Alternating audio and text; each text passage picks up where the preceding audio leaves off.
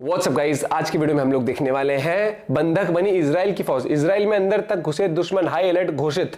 भाई वो आपको पता ही है, इजराइल के ऊपर हमास ने जिस तरीके से 5000 रॉकेट की बमबारी करी, उसके बाद अब जवाबी कार्रवाई तो होगी और इजराइल भाई साहब इनको सबक सिखा है। ये छोटी छोटी ऑर्गेनाइजेशन अपने आप को इस तरीके से समझ के आती है, इनको फंडिंग मिलती है कि जाओ ये कर दो। इनको ये नहीं पता इनका इलाज अभी बहुत बढ़िया होएगा और ये टाइम है नहीं इन चीज़ों का। पहली बात तो वॉर इन सब का, लेकिन कुछ कंट्री समझ ही नहीं रही है। देखते हैं पूरी video. Knowledge TV Hindi channel से वीडियो, ओरिजिनल वीडियो का लिंक डिस्क्रिप्शन में है। आपका क्या पॉइंट ऑफ व्यू जरूर बताइएगा। 1 2 3 गो। इजराइल पर हमले की खौफनाक तस्वीर। इजरायली सेना के कई फौजी बने बंधक।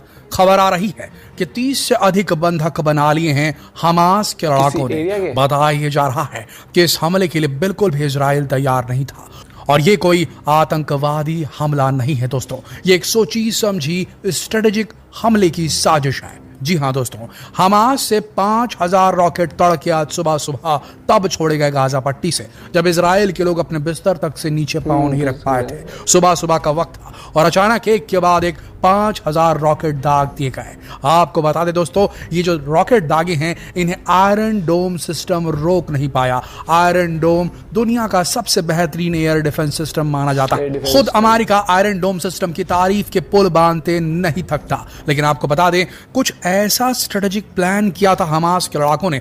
उन्होंने उस एरिया को टारगेट किया जहां आयरन डोम विफल हो सकता था और एक साथ उस इलाके को रणनीति बना करके 5000 रॉकेट दागे गए, जिसके चलते एयर डिफेंस सिस्टम फेल हो गया और ये रॉकेट लगातार रिहायशी इलाके, सेना के इलाके, हवाई पट्टियां और गाड़ियां जहां खड़ी थी बिल्डिंग्स के बीच में, वहां गिरी और वहां तबाही मच गई। कुछ इस तरीके का हमला किया हमास के लड़ाकों ने।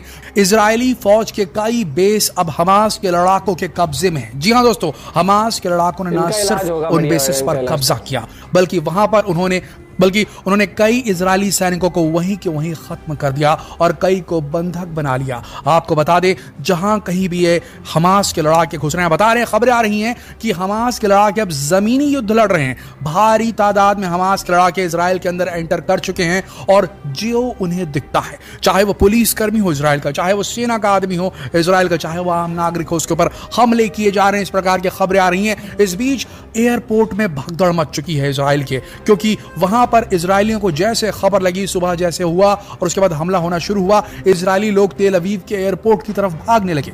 और जो खबरें निकलकर सामने आ रही इजराइल से, बताया जा रहा है कि इस बीच तेल अवीव की एयरपोर्ट को तुरंत ब्लॉक कर दिया गया, क्योंकि ये थ्रेट था कि ये जो एरोप्लेन वहां से टेक ऑफ कर रहे थे, दूसरे देश के यात्री इजराइल के अंदर आ रहे थे, उन्हें टारगेट किया जाता और फिर उसके बाद ये हमला और भी ज्यादा विकराल और खौफनाक हो जाता दोस्तों। इसके लिए तेल अवीव की एयरपोर्ट को बंद कर दिया गया और वहां पर जो इजरायली पहुंचे थे इजराइल से बच के बाहर निकलने के लिए, वहां पर उनके बीच भगदड़ मच गई। आपको बता दें, जमीनी इलाकों से, खासकर दक्षिणी जो इलाका है वहां पर काफी मात्रा में सेगरोट इलाका जो है इजराइल का, वहां पर ये जो लड़ाके हमास के वो जमीन से अंदर एंटर कर चुके हैं। गाजा पट्टी से एंटर हुए ये लोग जो है अब ये बहुत आगे बढ़ चुके हैं और इजराइल के बेहद अंदरूनी इलाकों में एंटर कर चुके हैं। देखना यह है कि अब किस तरीके से पलटवार करेगा इजराइल। इजराइल ने इसे स्टेट ऑफ वॉर तो डिक्लेयर कर दिया है। दर्जन भर लड़ाकू विमान, सबसे बड़ी ताकत इजराइल की जो है उसके लड़ाकू विमान है, उसके हवाई फायर पावर है और वो वहां से निकल चुके हैं।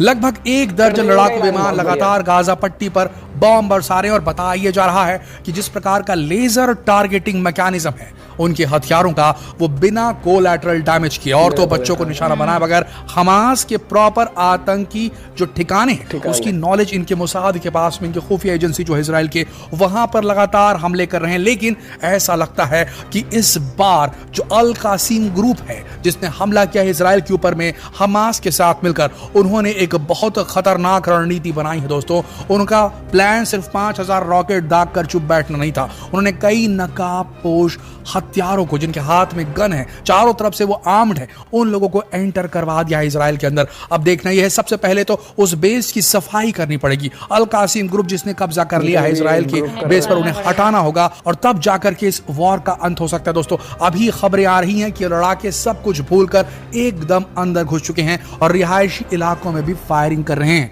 बताया जा रहा है कि हमास ने डिक्लेयर कर दिया है कि अब बस बहुत हो चुका। वो ऐसा इसलिए कह रहे हैं क्योंकि अल अक्सा मस्जिद, जो कि 3 धर्मों के लिए बेहद अहम है, दुनिया की सबसे पवित्र जगह मानी जाती है, अल अक्सा मस्जिद कंपाउंड या अल अक्सा मॉस्क कंपाउंड जिसे कहा जाता है, जेरूसलम अल शरीफ कहते हैं कुछ लोग कहते हैं इसे टेम्पल माउंट कहते हैं। अलग अलग धर्म, इजरायली धर्म, क्रिश्चियनिटी और इस्लाम धर्म, तीनों में इसे बहुत ही इंपॉर्टेंट धार्मिक ओहदा प्राप्त है और ये तीनों एक दूसरे के साथ इस धार्मिक जगह की जो है बोलना चाहिए कि उसके हक पाने के लिए लड़ाई लड़ते हैं। लेकिन इस वक्त जो लड़ाई है वो बहुत ज्यादा विकराल हो गई। अल अक्सा के आसपास जो बम फोड़े गए थे रमजान के दौरान, उसको लेकर के काफी गुस्सा भड़क रहा था फिलिस्तीन के अंदर, हमास के लड़ाकों के अंदर, और उन्होंने इस ऑपरेशन का नाम अल अक्सा फ्लड रखा है। जी हाँ दोस्तों, अल अक्सा फ्लड नाम का ऑपरेशन छेड़ा है जिसके तहत 5000 रॉकेट्स को दागा गया है इजराइल के ऊपर में, जिसके चलते उनका जो वर्ल्ड फेमस आयरन डोम सिस्टम है वो ना सिर्फ फेल हो गया है बल्कि जमीनी तौर भी लड़ाके जो हैं अंदर एंटर कर चुके हैं इजराइल के। इस वक्त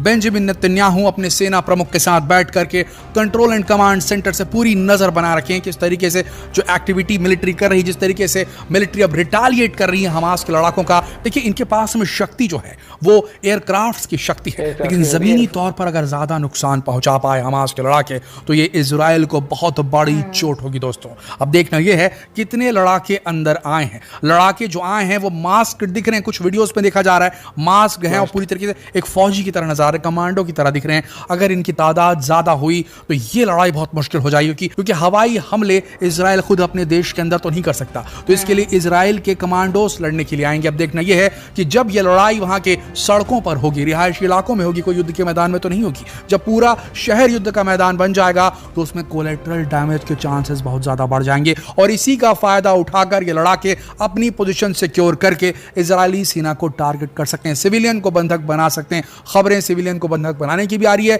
इजरायली सेना के कुछ फौजी उनको बंधक बनाने की भी आ रही है। अब देखना यह है किस तरीके से मोसाद इस हमले को और आगे बढ़ने से रोकता है। बदलाबाद की बात है, अभी तो इजराइल को अपनी जमीन को सिक्योर करना होगा जहां इजरायली तराहिमाम मचा रहे हैं। देखना यह है नेतन्याहू अब अगला कदम क्या उठाते हैं। अगले वीडियो में जानेंगे कौन सा देश इजराइल के साथ आ रहा है, कौन सा इजराइल के विरुद्ध जा रहा है। देखना बहुत ज्यादा यहां अहम होगा कि यहां पर सऊदी नेशंस क्या करने वाले हैं, मिडिल ईस्ट क्या करने वाला है। मिडिल ईस्ट फिर से फिलिस्तीन के साथ खड़ा होगा या उसने जो ट्रीटी की है G20 के दौरान भारत में आकर कि वो इजराइल और फिलिस्तीन के बीच में अब नहीं आएगा। IMac India middle east economic corridor की सम्मान करते हुए वो वहां नहीं पहुंचेगा। देखना यह है कि क्या अमेरिका भी खुलकर सामने आता है, अमेरिका ने क्या कहा इस मसले पर, भारत में मोदी जी ने क्या कहा, ये सब जानेंगे अगले वीडियो में। तो बने रहिए हमारे चैनल के साथ, जितना हो सके इस वीडियो को शेयर करें, फेसबुक पर वॉच।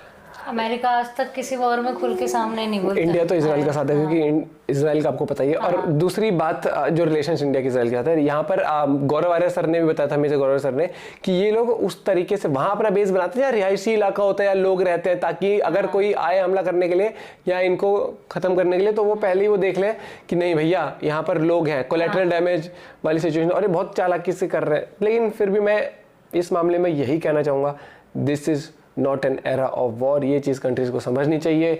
और सबसे पहले देखो, हम हर चीज़ के लिए लड़ देते, हर चीज़ होता है, लेकिन सबसे पहले एक चीज़ याद रखना, इंसान के पेट में रोटी जाती है, वो भूख वो वाली जो होती है ना, उससे ऊपर कुछ नहीं है। तो सबसे पहले इंसान को अपने कमाने के लिए, अपने पेट के लिए ये चीज़ होता है, उसके बाद ह्यूमैनिटी होती है। लेकिन यहाँ पर आज के टाइम पे ऐसा लगता है ह्यूमैनिटी को तो दूर दूर कर दिया हमने।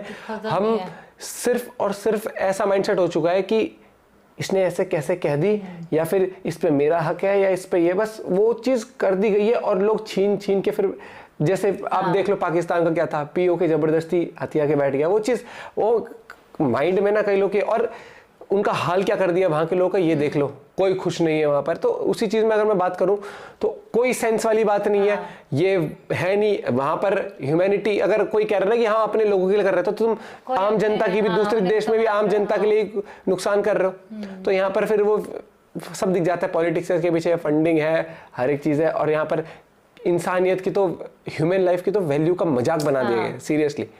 अपने पॉइंट ऑफ व्यू आप लोग शेयर कर सकते हैं। बाकी आपको पता ही है कि मोसाद कितनी कैपेबल है, इजराइल कितने कैपेबल है, वो अच्छे से इलाज कर देती है, वो चीज़ देखी गई है।